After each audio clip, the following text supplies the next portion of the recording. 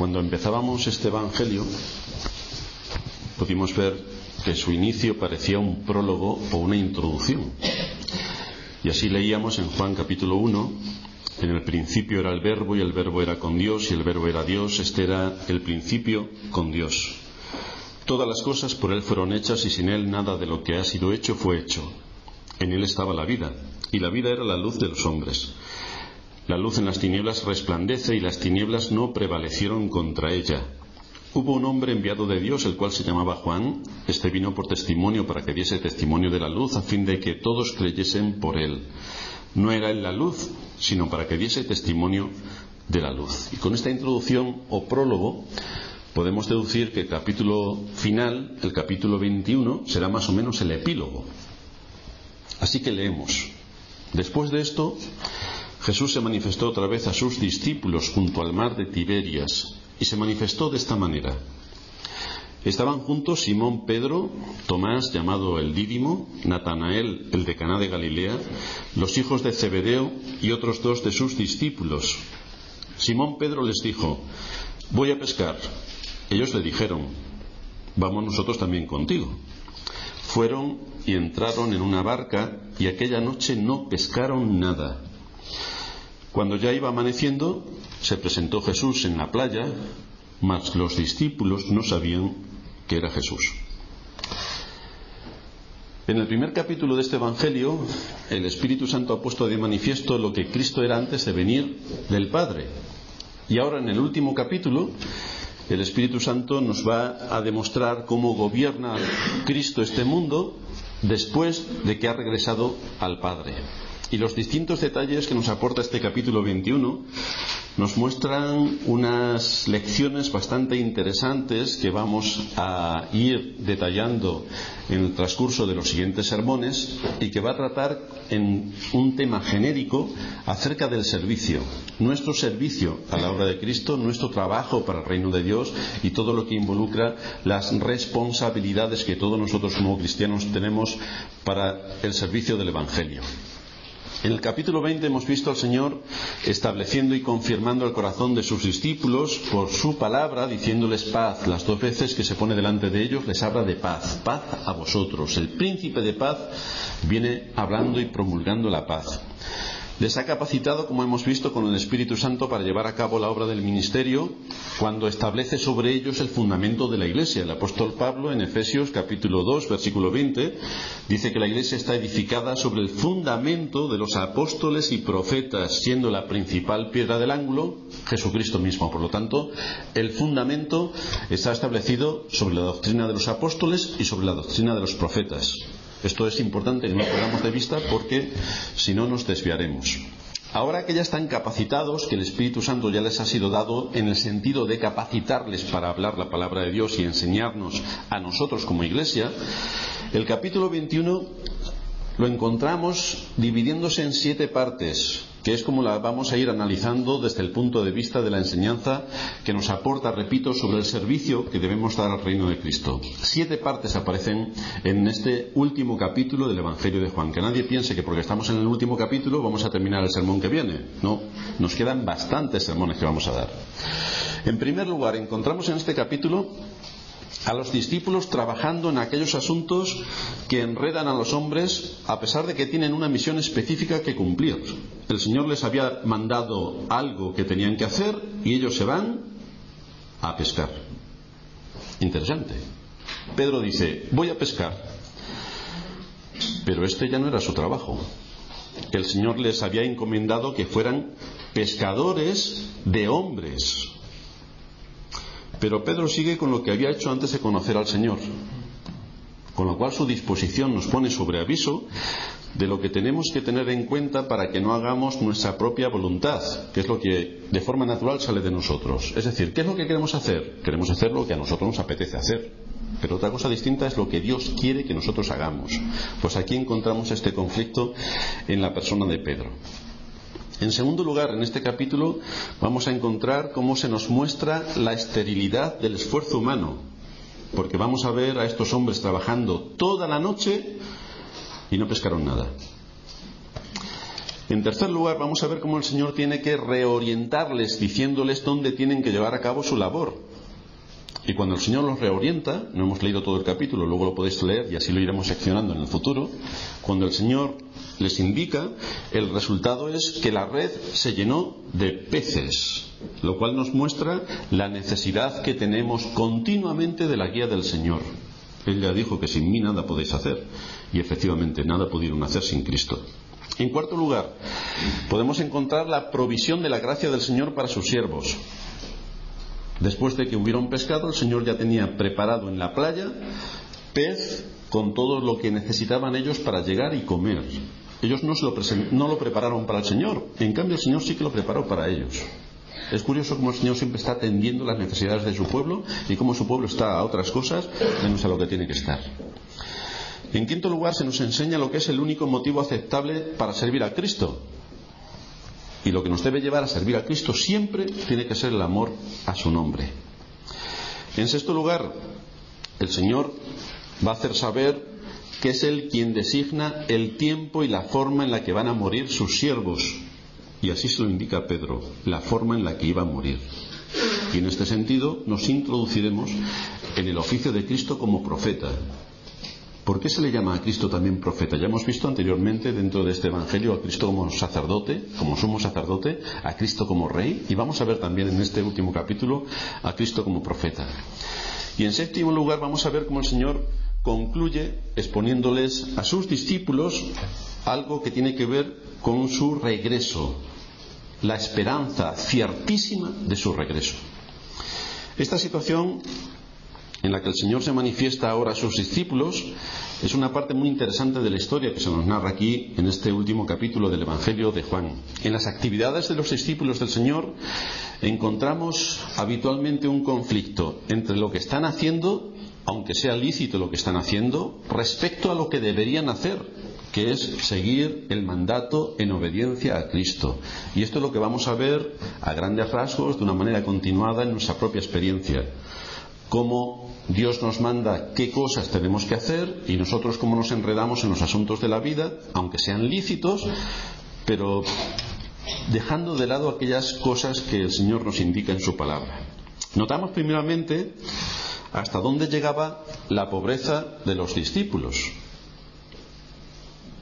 porque según lo que se nos está indicando, y a pesar de que los apóstoles podían hacer milagros, y de hecho en el futuro hicieron más milagros, lo que se presenta inmediatamente delante de nuestra vista es que ellos tenían que trabajar con sus propias manos para atender sus necesidades temporales.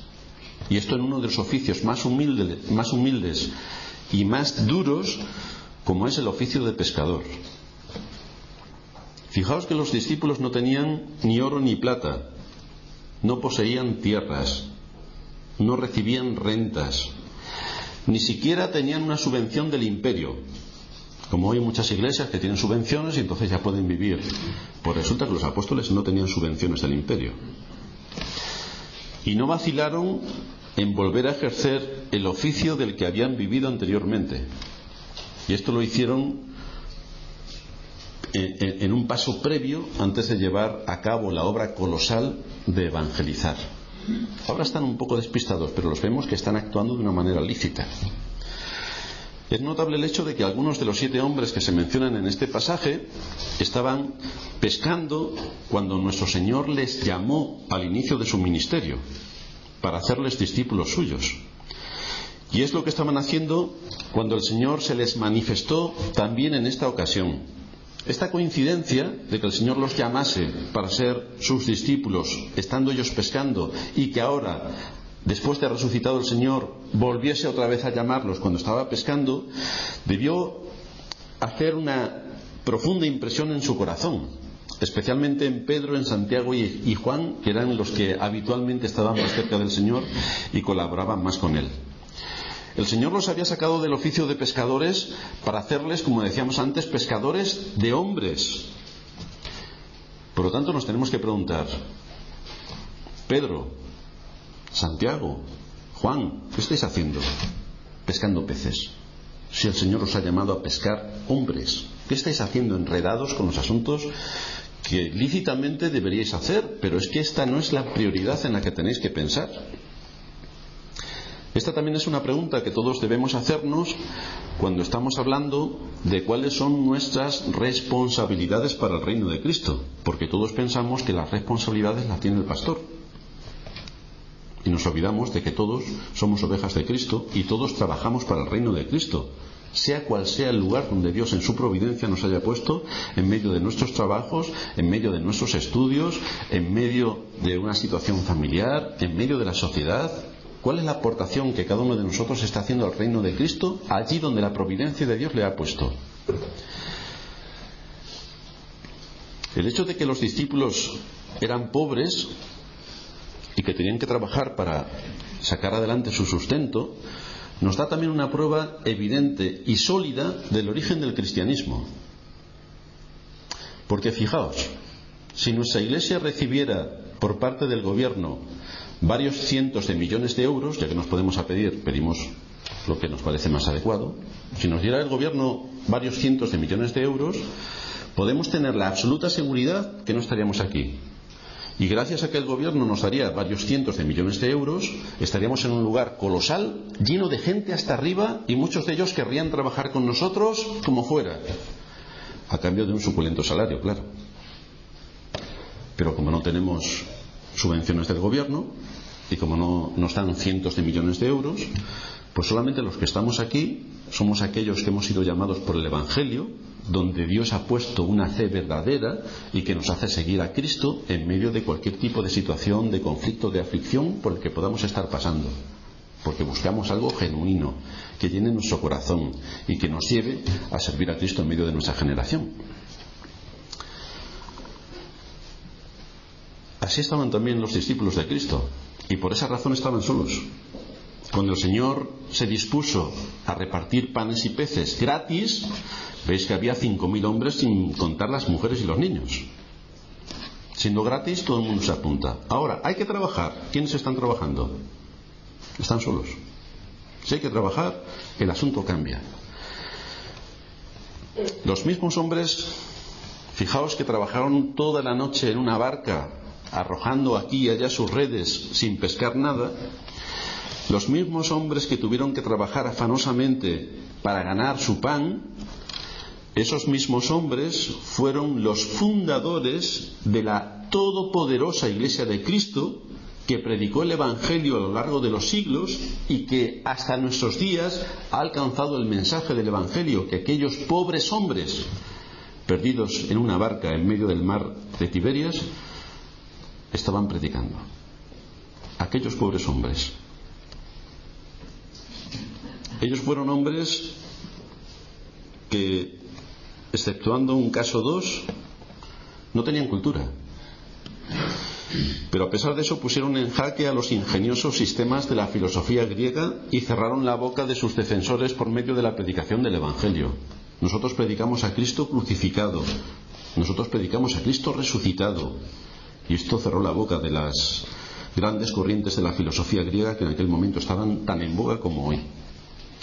Ellos fueron quienes hicieron que los templos paganos en Éfeso, en Atenas, en Roma e incluso en España fuesen abandonados y pusieron la semilla para que Dios actuase convirtiendo por medio de su palabra a las muchedumbres y llevarlas a la verdadera fe. Tanto la razón como el sentido común nos obligan a llegar a una sola conclusión, y es que únicamente el hecho de que Dios interviniese directamente por medio de su poderosa palabra puede explicar el origen y el proceso del cristianismo, porque con la muerte de Cristo en la cruz solo parecía que aquello se había acabado. Con los discípulos que él dejó, que uno de ellos le negó y los otros desaparecieron, parecía que el cristianismo se había apagado.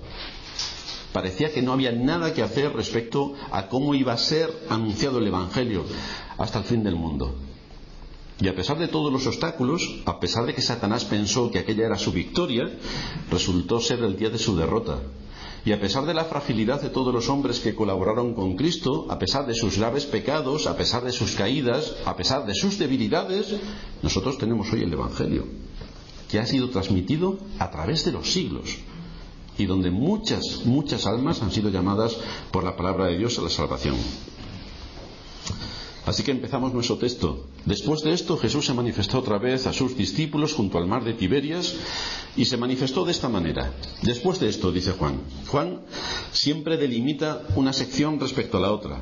Es una persona ordenada, tiene su mente ordenada y por lo tanto estructura bien su argumentación y el desarrollo que nos va a dar con todo lo que nos está exponiendo.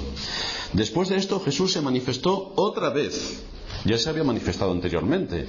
El primer día de la resurrección se manifestó a los que estaban reunidos en aquel aposento por miedo a los judíos con las puertas cerradas. A los 8 días se volvió a manifestar. Y así hemos visto en los últimos sermones cómo se manifestó a diversos hermanos, a sus discípulos, y cómo estuvo conversando con ellos. Pero aquí el matiz es bastante interesante. Aquí lo que quiere decir no es que sus discípulos simplemente lo vieron porque Cristo pasaba por allí. El texto nos dice que Jesús se manifestó otra vez a sus discípulos, pero la intención no es que pasaba por allí y entonces los discípulos lo vieron, sino que Cristo se reveló a sí mismo, se manifestó, es un asunto de su voluntad. Lo que quiero decir es que Cristo se hizo visible. Eso es lo que quiero decir, eso es lo que quiere decir el texto, que Cristo se manifestó, se hizo de cuerpo visible. Fijaos que no dice que el Señor se apareció a ellos, no es este el término que utiliza la Escritura, como si fuera un fantasma, porque ya ha demostrado en sus anteriores encuentros que Cristo no era un fantasma, estuvo comiendo con ellos. Un fantasma, que nosotros sepamos, hasta donde nos llega la ciencia, un fantasma no puede comer. A Tomás le dijo: mete tu mano en mis heridas. Mete tu mano en mis manos y en mi costado. Si hubiera sido un fantasma, Tomás no podría haber metido su mano en el costado de Cristo y en sus manos para ver sus heridas. Así que no estamos hablando de una aparición o de un espectro, sino que se nos indica que Cristo se manifestó de forma corporal. Ya estuvimos viendo en nuestro pasado sermón cuáles eran las grandes atribuciones que puede tener un cuerpo que ha sido resucitado, glorificado y espiritualmente competente para llevar a cabo un propósito del cual nosotros desconocemos cuáles son sus capacidades y lo que Él puede hacer. Pero está claro que el cuerpo de Cristo, esto sí que lo podía hacer a pesar de tener un cuerpo físico. Lo cual nos muestra que después de la resurrección el Señor era visible o no de acuerdo a su voluntad. A partir de esos momentos los discípulos no podían ver como antes estaban viendo a Jesús, sino cuando Jesús desease ser visto. De ahora en adelante Cristo no sería reconocido por las facultades humanas, sino por sus perfecciones divinas. Todos nosotros sabemos que cuando queremos encontrar a alguien y sabemos dónde está, vamos hasta allí y lo vemos. Si le preguntamos a nuestros hijos: ¿dónde está mamá? Está en la cocina. Vamos a la cocina y vemos a mamá. Pero en el caso que nos ocupa es completamente distinto, porque es Cristo quien se da a conocer, es Cristo quien se manifiesta. No depende de si está o no está, depende de si Él se quiere dar a conocer o no. Cuando se nos dice en Hechos 1:3 que el Señor Jesús fue visto durante 40 días, eso no significa que el Señor estaba corporalmente presente con ellos a lo largo de todo este periodo, ni que fue visto por ellos cada día, ni que cada día tenía que quedarse a dormir en casa de alguno de los hermanos, como sí que ocurría cuando estaba antes de su resurrección visitando y predicando el Evangelio en toda aquella región. Ya sabemos todos como cuando iba camino de Jerusalén o salía de Jerusalén, siempre pasaba por Betania a casa de sus amigos, Lázaro, Marta y María, a descansar allí, a dormir allí, a tomar comida allí para proseguir su camino. Pero esto no es lo que ya nos encontramos después de su resurrección. Su cuerpo glorificado le permitía ser visible o invisible, aparecer en un lugar o en otro según su propia voluntad. Cristo ya no estaba cansado, como sí lo estuvo antes de su resurrección. Cristo ya no necesitaba dormir como sí necesitaba dormir antes de su resurrección. Recordaréis cuando estaba en la barca con una gran tormenta, que los discípulos estaban todos azarosos porque se iba a hundir la barca y el Señor estaba durmiendo. Estaba cansadísimo. Pero ahora no. Cristo ya no necesita dormir con su cuerpo glorificado después de su resurrección, porque todo ha cambiado. Esta manifestación ocurrió en un lugar concreto, en el mar de Tiberias. En Juan capítulo 6 leemos el mar de Galilea, que es el mar de Tiberias, por lo tanto es el mismo mar. Tiberias es el nombre que le daban los romanos al mar de Galilea. En Mateo 28:10 leemos que el Señor resucitado le había dicho a las mujeres que fueron al sepulcro: ve a mis hermanos que vayan a Galilea y allí me verán. Por lo tanto, el Señor estaba específicamente interesado en una región concreta de aquella zona. Y esto explica la presencia de estos 7 discípulos aquí en Galilea. Galilea, ya aparece en los profetas. Lo leíamos antes en el capítulo 9 del libro del profeta Isaías. No habrá siempre oscuridad para la que está ahora en angustia, tal como la aflicción que le vino en el tiempo que livianamente tocaron la primera vez a la tierra de Zabulón y a la tierra de Neftalí, pues al fin llenará de gloria el camino del mar de aquel lado del Jordán, Galilea de los gentiles. Aquí está Cristo, en Galilea, anunciado por los profetas. Aquí se centra Cristo en su resurrección.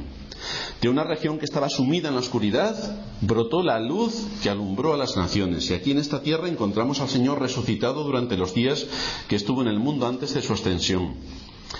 No sabemos dónde estaban los otros 4 discípulos que se mencionan, porque había 11 discípulos. Después de que Judas fuese quitado del ministerio, al Señor le quedan 11, y los 11 discípulos son enviados a la región de Galilea, tal y como se nos detalla en el capítulo 28, versículo 16 de Mateo, donde el Señor manda a los 11 discípulos que se fueran a Galilea, al monte que Jesús les había ordenado.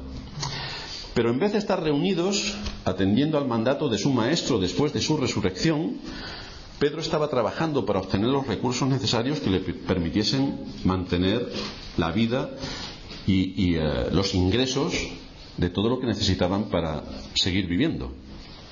Y así se nos dice en el versículo 2 que estaban juntos Simón Pedro, Tomás, llamado el mellizo, Natanael, el de Caná de Galilea, los hijos de Zebedeo y otros 2 de sus discípulos.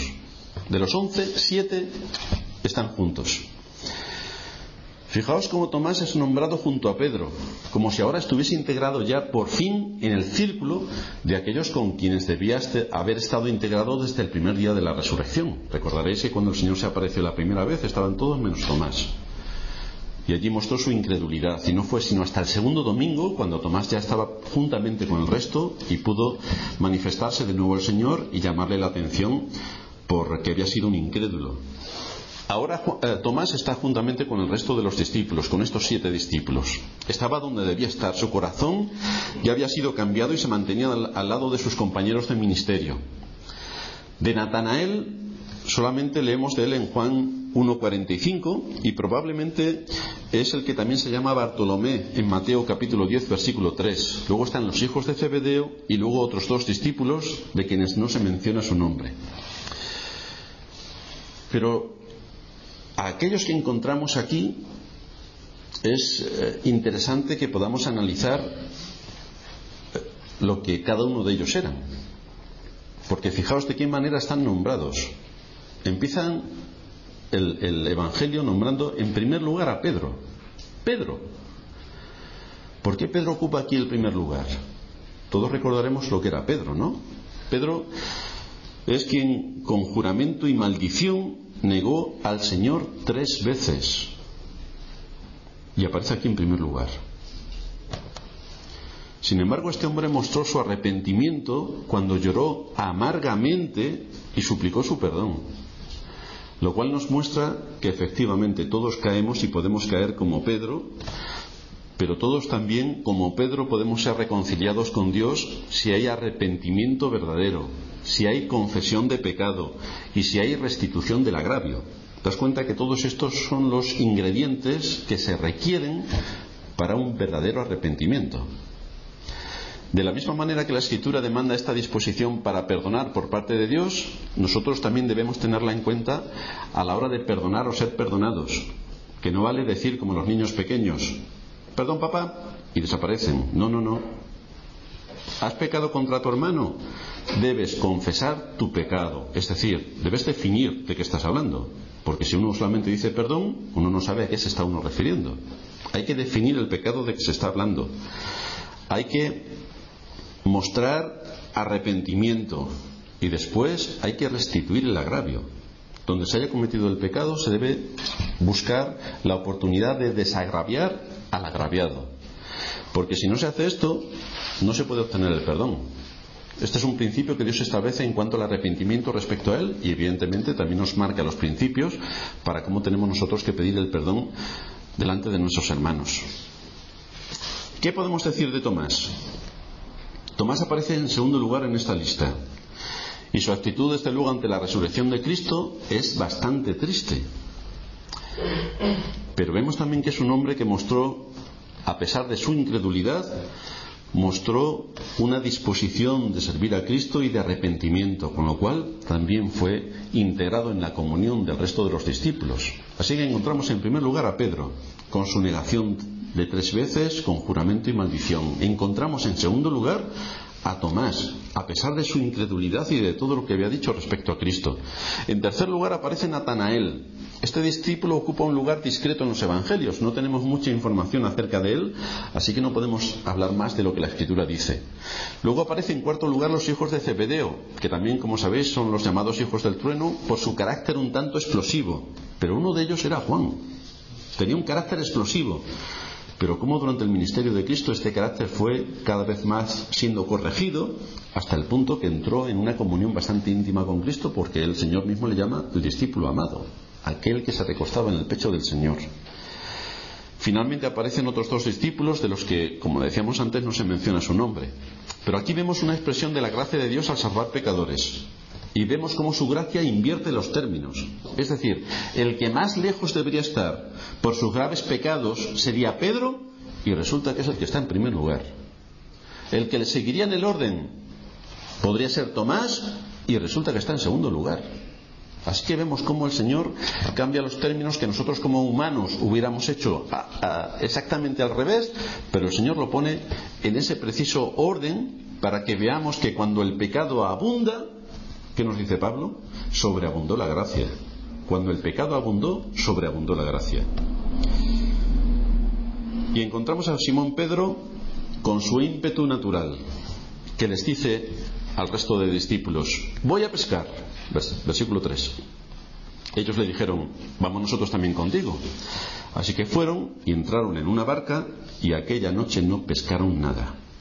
Encontramos a Pedro nuevamente tomando la iniciativa, lo cual está en completa armonía con su carácter. Este era Pedro. Cuando aquellos hombres fueron a detener al Señor, Pedro rápidamente sacó la espada y le cortó la oreja al siervo del sacerdote.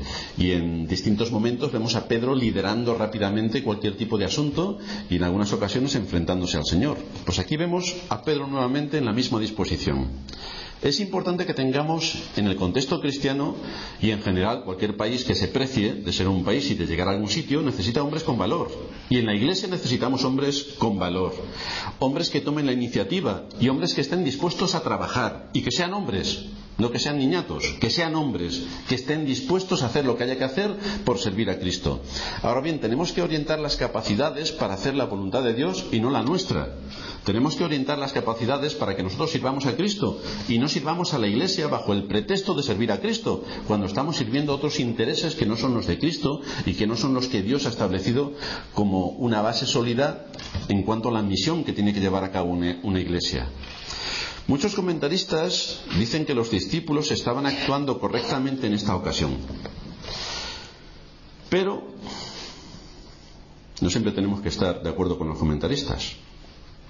El Señor no les había dado órdenes para pescar peces, sino hombres.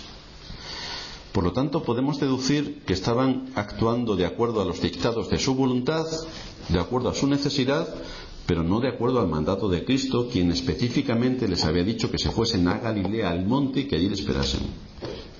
Ellos se fueron a pescar. El hecho, además, de que no pescaron nada nos puede dar un indicio bastante interesante de la advertencia que nos da el Señor de que su pueblo, sus hijos, no pueden contar con su bendición cuando eligen dónde quieren trabajar y en qué quieren trabajar, si no han sido enviados para trabajar. Por lo tanto, a pesar de que ellos eran pescadores profesionales, resultó que se pasaron toda la noche pescando y no pescaron nada. Efectivamente hicieron lo contrario a lo que el Señor les había dicho. Posiblemente esto nos indique por qué razón no pescaron nada. Así que ellos tuvieron que ser enseñados pasando por esta experiencia para saber y recordar las palabras del Señor. Sin mí nada podéis hacer, porque cuando Cristo dijo echad la red, echaron la red y sacaron los peces. Pero fue cuando Cristo lo dijo, no cuando ellos quisieron, sino cuando Cristo indicó que lo hicieran. La Escritura siempre nos va a marcar principios suficientemente detallados para que sepamos cómo debemos movernos en este mundo, cuál tiene que ser nuestra actitud y cuál nuestra disposición, pero tenemos que profundizar en las entrañas de las Escrituras para entresacar estos principios y aplicarlos a nuestra vida. La Escritura no nos da la casuística de todas las cosas que nos pueden pasar a cada uno de nosotros en todas nuestras circunstancias, por eso nos da principios. ¿Cómo podemos extraer estos principios y cómo los podemos aplicar? Pues eso es lo que vamos a encontrar en las Escrituras. Aquí encontramos a los discípulos pescando y vemos su resultado. No es que fue una mala pesca, no, es que no pescaron nada. Además se nos dice que fueron y entraron en la barca y lo hicieron tan pronto como Pedro dijo, voy a pescar. Pues nosotros también nos vamos contigo, Pedro. Ahora, ¿qué hubiera ocurrido si Pedro hubiera dicho, voy a fabricar un becerro de oro? Hubieran hecho como los israelitas en el desierto, que después de salir de Egipto y ver las grandes hazañas de Dios con aquellas 10 plagas, después de haber abierto el mar rojo para que cruzasen en seco, después de haber hundido a los egipcios en el mar y haber acabado con ellos, a pesar de todo eso, no confían en el Dios que les sacó y les libró, sino que se hacen un becerro de oro. ¿Queremos decir entonces que si Pedro hubiera dicho en vez de voy a pescar, que no obedeció la voz de Cristo, hubiera dicho voy a hacer un becerro de oro, ellos lo hubieran seguido? Esto nos indica de qué manera debemos filtrar lo que se nos dice y no debemos fiarnos del hombre, sino que debemos recurrir siempre a la autoridad de las Escrituras, porque es entonces cuando nos aseguraremos de que estamos con nuestros pies en un lugar seguro. Si no conocemos la palabra de Dios, seremos llevados, como dice el apóstol Pablo, de acá para allá de todo viento de doctrina por estratagema de hombres que para engañar emplean con astucia las artimañas del error. Somos llamados a que analicemos dónde estamos, en qué iglesia estamos, quién nos está dirigiendo, cómo nos está dirigiendo, qué nos está enseñando y si todo esto tiene la base de las Escrituras, porque las Escrituras son las que dan la autoridad, no el pastor, son las Escrituras. Por lo tanto, no nos podemos fiar de los hombres. Tenemos que fiarnos de Dios y su palabra. Y somos llamados, por tanto, todos nosotros, todos los creyentes, somos llamados a escudriñar las Escrituras, porque ellas son las que nos van a llevar a la salvación, no los hombres. Así que debemos estar atentos no al hombre que nos predica, sino a si lo que nos predica está de acuerdo a la autoridad que las Escrituras nos exponen. Pero fijaos que estos hombres no siguieron las palabras de Cristo, que les había dicho que se fuesen al monte en Galilea, sino que siguen las palabras de otro hombre. Como Pedro era impetuoso, ya sabéis que un carácter impetuoso parece que dirige y guía a los demás, y los discípulos se vieron guiados por los demás, lo cual pone de manifiesto que estaban actuando por su propia voluntad, que habían olvidado las palabras de su maestro, que habían pasado por alto a qué tipo de trabajo el Señor les había comisionado. Y cuando Pedro dijo voy a pescar, pues fueron a pescar. Si Pedro hubiera dicho voy a predicar, hubieran ido a predicar. Pero entonces, ¿cuál es el discernimiento que había en sus mentes para seguir a un hombre y no seguir los dictados de lo que su maestro les había dicho? Por eso tenemos que tener mucha atención.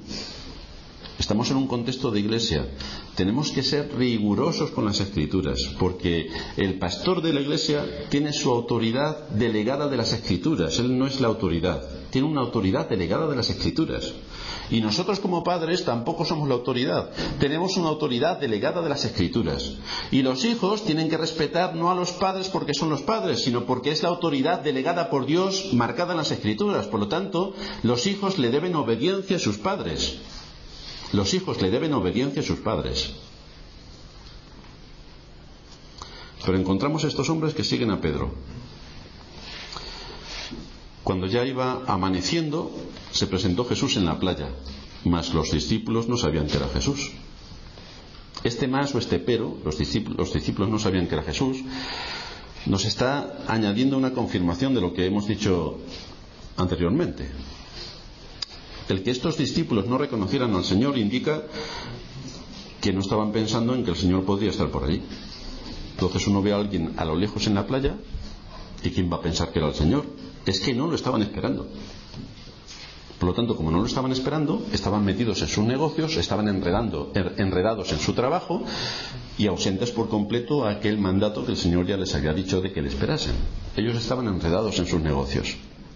Parece evidente, por lo tanto, que no lo estaban esperando a pesar de que la resurrección se había llevado a cabo hacía poco tiempo. ¿Qué fuego ardía en su corazón después de la resurrección cuando estaban metidos de nuevo en sus trabajos habituales? ¿Qué es lo que había pasado en su corazón? ¿Cómo lo estaban percibiendo? ¿Cómo estaba siendo movida su voluntad? ¿En qué estaban pensando? ¿Cuáles eran sus planes? ¿Cómo tenían que actuar tras lo que había ocurrido? Que era realmente sorprendente, era el cumplimiento de las profecías. El Señor ha resucitado verdaderamente. ¿Y qué es lo que hacen con la resurrección de Cristo? Se van a pescar. ¿De qué manera afectó su vida el ministerio de Cristo, la muerte de Cristo y su resurrección? ¿De qué manera les afectó? Se van a pescar. A tenor de lo que vemos en esta escena, deducimos que no les afectó en absoluto. Con lo cual tenemos que mirarnos al espejo, porque la Escritura nos muestra su enseñanza para que nosotros veamos las caídas de nuestros antepasados en la fe, por dónde estuvieron pasando, y cómo eso también a nosotros nos puede servir de ejemplo para que no caigamos en lo que ellos cayeron. Esto es una evidencia de lo que hace el pecado en la vida del creyente. Le deja inservible para cumplir la misión que tiene encomendada de ser luz, de ser sal y de mantener los principios de obediencia. Esto nos debe hacer pensar a cada uno de nosotros y preguntarnos: ¿cuántas veces yo, como Pedro, como Juan, como Santiago, hago exactamente lo mismo? En vez de recordar lo que soy, quién es mi Padre, qué es lo que Cristo ha hecho por mí en la cruz, la gran obra de la resurrección, la esperanza de la gloria eterna, ¿cómo me puedo a veces ver enredado en tantos asuntos de este mundo que me quitan el gozo, la paz y me dejan completamente inútil, me dejan hundido? Esta es la naturaleza humana contra la cual tenemos que luchar. Dios ha tenido misericordia de nosotros y nos ha dado este primer día de la semana para que recordemos estos asuntos trascendentales que tienen que ver con la salud de nuestra alma. Por eso nos dice el mandamiento: acuérdate del día de reposo para santificarlo. Acuérdate. Estos discípulos, como nos pasa muchas veces a nosotros, estaban tan inmersos en sus necesidades materiales que no se acordaron de sus necesidades espirituales. No se acordaron de sus responsabilidades espirituales. No se acordaron. En el griego las palabras de este versículo son idénticas a las que se encuentran al final de Juan capítulo 20, versículo 14, cuando encontramos a María que está llorando desesperadamente porque su maestro no está en el sepulcro, y cuando se presenta el Señor delante de ella, nos dice el texto en Juan 20, 14 que María no sabía que era Jesús. Estaba tan inmersa en su dolor, se encontraba tan desgarrada con la muerte de su Señor, que ni se dio cuenta de que tenía delante a aquel por quien estaba llorando. Y no lo reconoció. Porque es que no estaba pensando que el Señor hubiera podido resucitar. Por eso, como no pensaba que el Señor hubiera podido resucitar, a pesar de que el Señor lo dijo en bastantes ocasiones, a pesar de que eso era el cumplimiento de las profecías, como no lo estaba pensando, o sea, como no lo estaba esperando, pues evidentemente cuando el Señor se manifestó, como no lo esperaba, no le prestó la más mínima atención. Y estos hombres los encontramos en la misma situación. Estos hombres habían regresado a su vocación terrenal, cosa que es lícita, pero no era lo primero que tenían que hacer. Estaban ocupados en sus trabajos, por lo tanto eran completamente ajenos a la misión que se les había encomendado. No esperaban a Cristo, de manera que cuando Cristo estuvo en la orilla, en la playa, ni siquiera lo identificaron, porque no pensaron que podía ser Él. No pensaron que podía ser Cristo. Así que toda esta escena nos es expuesta para nuestra enseñanza. Dice el apóstol Pedro, el mismo que está aquí, el mismo que negó a Cristo, el mismo que en ocasiones nos deja perplejos, pero cuando es capacitado por el Espíritu Santo y por inspiración divina, Dice en su segunda carta, capítulo 1, versículo 10: por lo cual, hermanos, tanto más procurad hacer firme vuestra vocación y elección, porque haciendo estas cosas no caeréis jamás. ¿Qué tenemos que hacer, Pedro? Dinos qué tenemos que hacer para no caer como tú caíste, para no caer como cayeron el resto de los discípulos, para ser útiles al reino de Cristo. Tú has pasado por esto, Pedro. Así que Pedro, inspirado por el Espíritu Santo, nos dice en el versículo 5 de su segunda carta, capítulo 1, que tenemos que poner toda diligencia. Es decir, tenemos que prestar atención y tenemos que esforzarnos en pensar como tenemos que pensar en el contexto de lo que tenemos que esperar, la esperanza, la bienaventuranza, lo que Cristo ha hecho por nosotros. Tenemos que esforzarnos. Poned toda diligencia, poned toda atención, poned todo vuestro empeño, poned los 5 sentidos. Y añadid a vuestra fe, que es el don que Dios ha dado a todos aquellos a quienes ha llamado a la salvación. Eso ya lo tenemos, pero ahora hay que ejercitar la fe. Entonces, a la fe, ¿qué le tenemos que añadir? Y así Pedro empieza a añadirle una serie de ingredientes imprescindibles para que podamos estar centrados en lo que nos ocupa. Añadid a vuestra fe virtud, a la virtud conocimiento. Si no tenemos conocimiento no vamos a ningún sitio. Por lo tanto, la fe es imprescindible para la salvación. Ingredientes a la fe: virtud, disposición de hacer cosas, buena voluntad de hacer cosas, conocimiento, que tengamos las bases y los principios fundamentales que tienen que regir y dirigir nuestra vida. Al conocimiento, dominio propio. Fíjate quién lo dice: Pedro, que en muchas ocasiones no tiene dominio propio ninguno, pero él dice: es que si no tenemos dominio propio, ¿cómo vamos a poder predicar el Evangelio? ¿Cómo vamos a poder corregir nuestra vida? ¿Y cómo vamos a poder ser ejemplos a los demás si explotamos a la primera de cambio? Tengo que tener dominio propio, tengo que saber sujetarme, tengo que saber cuáles son mis límites. Por eso tengo que poner toda diligencia, porque me conozco y tengo que estar prevenido a lo que yo mismo puedo hacer. Al dominio propio, paciencia. Hermanos, paciencia. Paciencia. Somos muy pacientes con nosotros y somos impacientes con los demás. Vamos a invertir el término. Vamos a ser impacientes con nosotros, con nuestras caídas, con nuestras faltas, y vamos a ser pacientes con los demás. A la paciencia, piedad. Vamos a tener misericordia de los demás. A la piedad, afecto fraternal. Mis hermanos, que los debo amar. Estoy en el contexto de la familia de Dios. Y luego, no solamente tengo que tener afecto, Pedro añade específicamente amor. Porque si estas cosas están en vosotros y abundan, es decir, tenemos que esforzarnos en que esto sea así, no nos viene por casualidad. A todos nos viene de forma natural el pecado, el chillar, el perder la paciencia, el ser irascibles. De forma natural nos sale. No tenemos que estudiar, no tenemos que esforzarnos en que todo esto ocurra. Nos sale de forma natural. Ahora, para todo lo que el Espíritu Santo nos ha dado y nos ha capacitado, tenemos que esforzarnos, tenemos que poner a trabajar todas estas virtudes y dones que el Señor pone a nuestra disposición. Así que, si estas cosas están en vosotros y abundan, no os dejarán estar ociosos ni sin fruto en cuanto al conocimiento de nuestro Señor Jesucristo. Pero el que no tiene estas cosas tiene la vista muy corta, es ciego, habiendo olvidado la purificación de sus antiguos pecados. Así es como podría estar Pedro antes de que él fuese realmente inundado por el Espíritu de Dios. Y así es como podemos estar nosotros, aun siendo creyentes, cuando nos olvidamos de que primero es lo primero. ¿Cuáles son las prioridades? Tenemos que poner, por tanto, toda diligencia, toda atención en nuestro servicio a Cristo. Y hace este énfasis, repito, porque eso no es natural en nosotros. Tiene que haber un esfuerzo para que podamos actuar como se demanda de nosotros. Nos olvidamos rápidamente de nuestras responsabilidades. Acuérdate, dice la Escritura, acuérdate, pon diligencia, esfuérzate y sé valiente. Todas estas expresiones nos hablan para que estemos atentos y para que nuestra vida no se vaya a donde no debe, porque tenemos una profesión, somos cristianos y tenemos que vivir en este mundo como lo que somos. Esto es lo que nos está introduciendo aquí este último capítulo del Evangelio de Juan, y seguiremos profundizando, como decíamos antes, en todo lo que es nuestro deber en el servicio al nombre de Cristo. Vamos a terminar en oración.